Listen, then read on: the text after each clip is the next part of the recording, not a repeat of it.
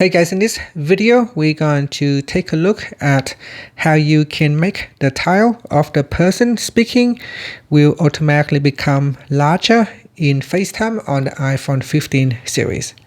First, let's go back to the home screen by swiping up at the bottom of the screen. From the home screen, tap on Settings. Now in the Settings page, we scroll down and then tap on FaceTime. Next, in here, scroll down and tap on Speaking. Tap on the Speaking toggle button to make sure it is turned on. When this is switched on, during your FaceTime group FaceTime calls, the tile of the person speaking will automatically become larger. And this will allow you to quickly identify who is talking at that point in time. And that's it. Finally, you can swipe up to go back to the home screen. Thank you for watching this video. Please like and subscribe to my channel for more videos.